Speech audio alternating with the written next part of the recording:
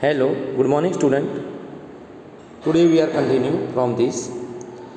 The melting point of ice is 273.15 Kelvin and the process of melting, that is change of solid state into liquid state, is also known as fusion. So here is a define of fusion. So what is fusion? The melting point of ice is 273.15 degree Kelvin. So the process of melting, that is change of solid state into liquid state, is also known as fusion. मतलब solid state में से liquid state में जब conversion होता है, this method is known as fusion. So here we have a question. When a solid melts, its temperature remains the same. So where does the heat energy go?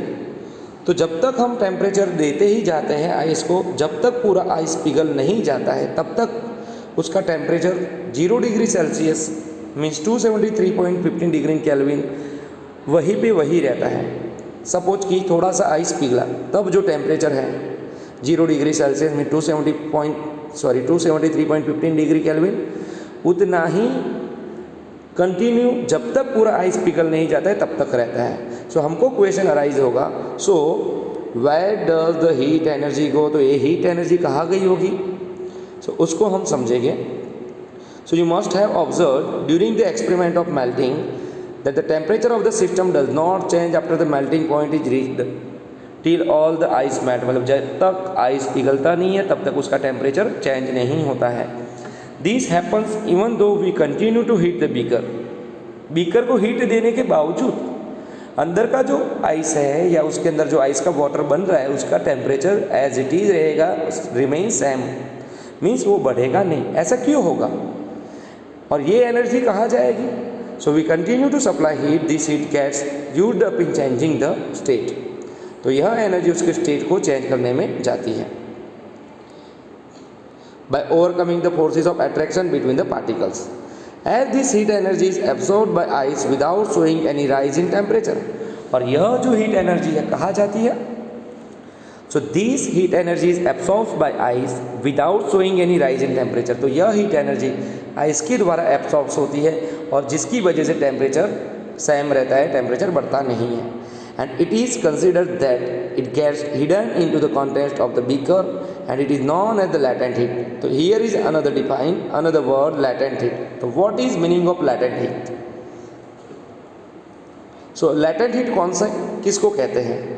So heat energy is absorbed by ice without showing any rise in temperature and it is considered that it gets hidden into the contents of the beaker and is known as latent heat. तो beaker के अंदर जो content है उसके अंदर ये छुपी रहती है, so it is known as the latent heat. तो इसको कहा जाता है लेटेंट हीट, मतलब छुपी हुई ऊर्जा, लेटेंट हीट.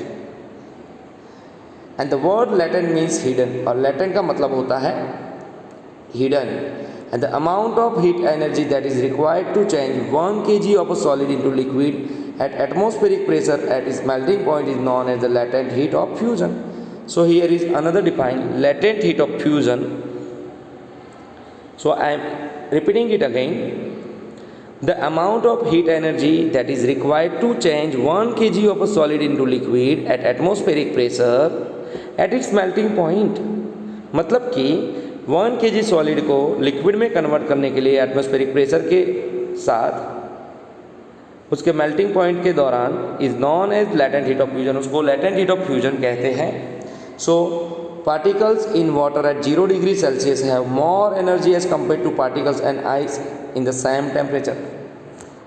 तो 0 डिग्री सेल्सियस पे वाटर के जो पार्टिकल्स के अंदर एनर्जी होती है same to same compare to particles in ice at the same temperature. 0 degree Celsius पे आइस मेल्ट होना स्टार्ट होता है और जब तक पूरा आइस मेल्ट नहीं हो जाता तब तक उसकी एनर्जी उसका टेम्परेचर 0 डिग्री सेल्सियस होता है बिकॉज ऑफ लेटेंट हीट.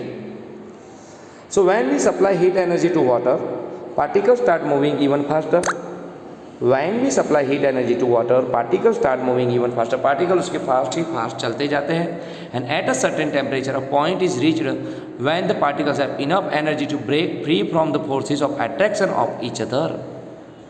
तो यहाँ पे कहा गया है एट अ सर्टेन टेम्परेचर, एक चौक्कस टेम्परेचर पे पहुँचने के बाद, when the particles have enough energy to break free, और पार्टिकल्स के पास उसमें से ब्रेक मतलब टूटने की एनर्जी आ जाएगी, मतलब आइस के जो पार्टिकल है एक दूसरे से फार दूर जाएंगे और उस दौरान क्या होगा, उसका एट्रैक्शन कम हो जाएगा। And at this temperature the liquid start changing into gas as it is. जैसे आइस में से वाटर बना ना, वाटर में से क्या बनेगा, वाटर वेपर बनेगी। The temperature at which liquid starts boiling at the atmospheric pressure is known as is boiling point. तो पहले हमने मेल्टिंग पॉइंट देखा था, ऐसे ही अनदर एक डिफाइन है बॉइलिंग पॉइंट। तो what is meaning of boiling point? So the temperature at which a liquid starts boiling, तो यह तापमान की जिस तापमान पे लिक्विड अपना बॉइलिंग मतलब बॉयल होना, उबलना स्टार्ट करे, at the atmospheric pressure is known as its boiling point. तो यह भी इंपॉर्टेंट डिफाइन है, ये भी आपको याद रखनी है। The temperature at which a liquid starts boiling at the atmospheric pressure is known as its boiling point. And boiling is a bulk phenomenon. Particles from the bulk of the liquid gain enough energy to change into the vapour state. तो यहाँ पे कहा गया है particles from the bulk of the liquid, तो liquid के जितने भी पार्टिकल्स जो होते हैं उसके लिक्विड के अंदर, they all gain enough energy to change into vapour state. तो जितने भी लिक्विड के पार्टिकल्स है उसको इनफ एनर्जी मिलेगी वेपर स्टेट में कन्वर्ट होने के लिए। And for water this temperature is 373 kelvin means 100 degree Celsius. So 100 degree Celsius is equal to 373 kelvin. Can you define the latent heat of vaporisation? क्या आप latent heat of vaporisation find कर सकते हो? Do it in the same way as we have define the latent heat of fusion. Latent heat of fusion मतलब कि solid में से liquid में कन्वर्ट होता है, तब फ्यूजन कहते हैं उसको, लेटेंट हीट ऑफ। और जब लिक्विड से वेपर बनती है, it is called latent heat of vaporisation. So particles in steam, that is water vapor at 373 Kelvin have more energy than water at the same temperature। तो यह point भी आपको याद रखने जैसा है। पार्टिकल्स इन स्टीम, जब वाटर वेपर होती है, water vapour at 373 kelvin have more energy than water at the same temperature. तो 100 डिग्री सेल्सियस पे वाटर होता है, उसकी जो एनर्जी होती है उससे ज़्यादा एनर्जी 100 डिग्री सेल्सियस के वाटर वेपर में होती है। And this is because particles in steam have absorbed extra energy in the form of latent heat of vaporization। और यह होने का रीज़न यह है because particles in steam have absorbed extra energy।